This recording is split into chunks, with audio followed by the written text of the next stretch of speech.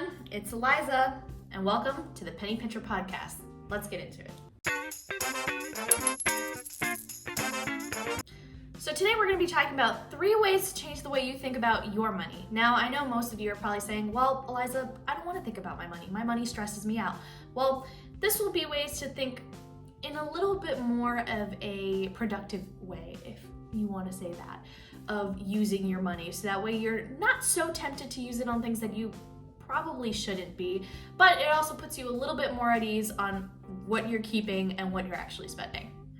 Now let's face it, money is kind of what makes the world go round. So the earlier you kind of learn some of these tools and implement them in your daily life, it might suit you. Now, I'm not saying that I'm an expert or that, what my opinion is what everybody should do. These are just things that work for me that I think might help you too. Okay, tip number 1. Think about your money when you're spending it in terms of how much money you make per hour.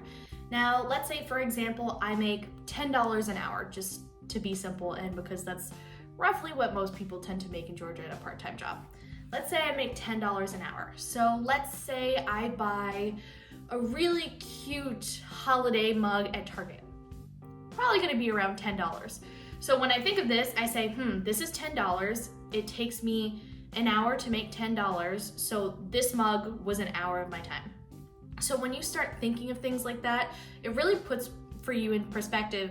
If I want to purchase something that's $100, then I'm gonna think, okay, it took me 10 hours, roughly a day and a half if you work about an 8-hour shift or 8-hour job, to make the money to buy that, make that purchase. So when you think of that, it's gonna make you a little less tempted to buy things that you really don't need.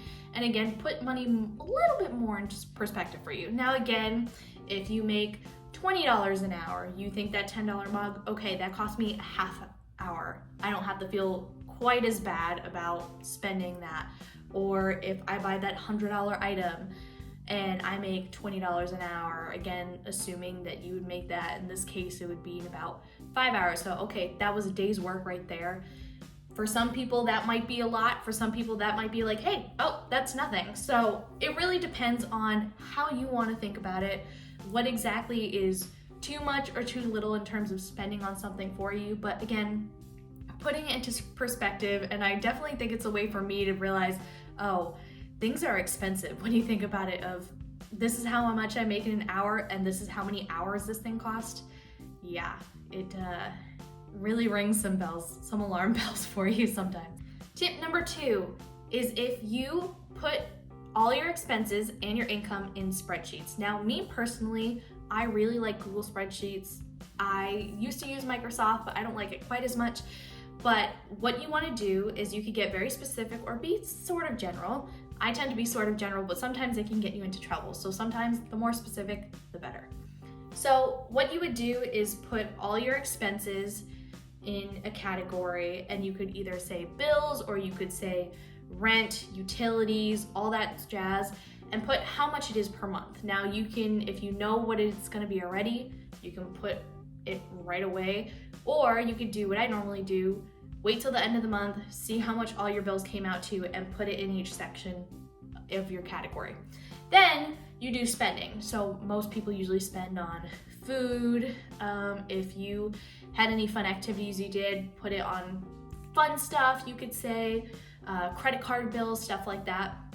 It's another way so that way you could visually keep yourself accountable of how much you're spending per month. And trust me when I say, when I started doing this, it really put into perspective how much money I spend at certain places, especially Target and Amazon. Those are the ones that get you. And with this, you don't have to be an expert. You could do the very basic level of spreadsheet inputting. Doesn't take a lot of time, which is really nice. And again, it can be nice for you or for you and your partner to visually see what you're spending on, what you can cut back on, and it's just a nice way to really see visually where your money's going. Tip number 3, think of your money like cake. Usually it's pie when you have those pie charts, but I like cake better, so we're gonna say it that way. So there's this rule apparently called the 50-30-20 rule, which is that you put 50% of your paycheck or your income to your needs, your expenses, your bills, 30% to what you want, whether it's, like a birthday gift or just a fun activity for the weekend, stuff like that. And then 20% into savings and investments, stuff for the future. So really, this depends on what exactly your goals are, what your needs are, and how much you make. Because if I'm someone who, let's say, makes $800 a week, right? Or $800 bi-weekly, let's say, per check. And 400 of that would be the 50 rule, would go straight to expenses. Well, rents lately are a bit high, if anyone's noticed. So I might need a little bit more than 400 bi-weekly is $800 a week. So maybe I can get by paying $800 for the month for rent.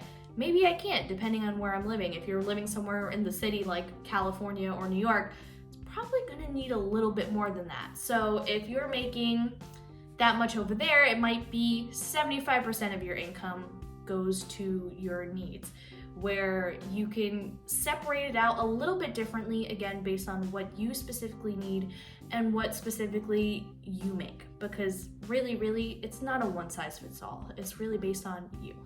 Now, for me personally, if it was, a perfect world where money didn't matter too much, then I would say have a healthy mix, play hard, work hard, we all love that motto. Work hard, play hard.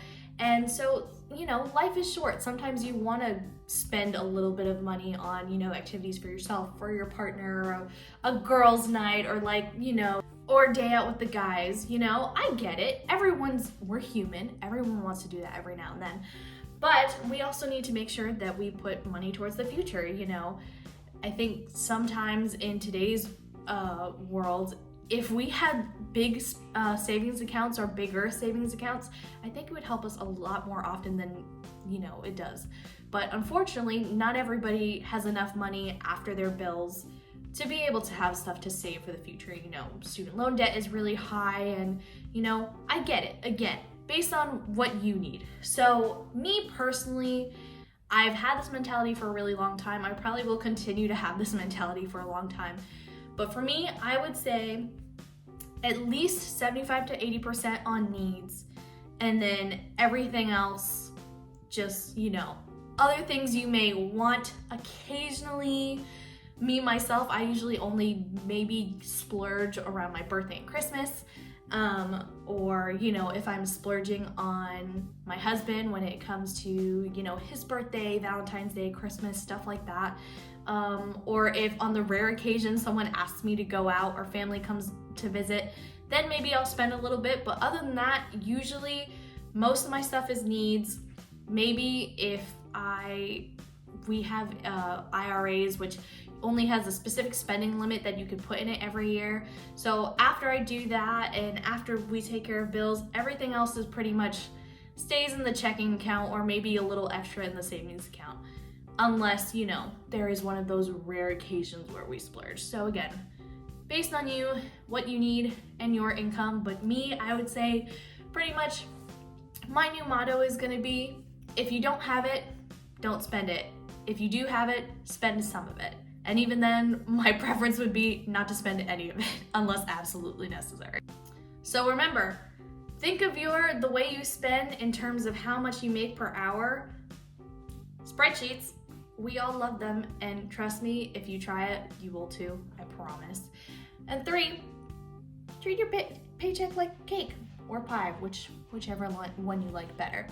And those are 3 tips on how to change the way you think about your money. Now, if you like this video, please make sure you like and comment, and make sure you subscribe, and also hit that notification bell so that way you'll be notified of when new videos come out. Let's get pinching.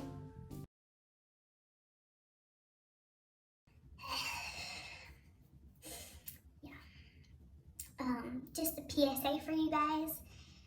Half the time I can't speak, my tongue tends to get tied quite a bit, so if I actually took out every single time that happened, I'd be editing quite more than I am probably going to right now. So,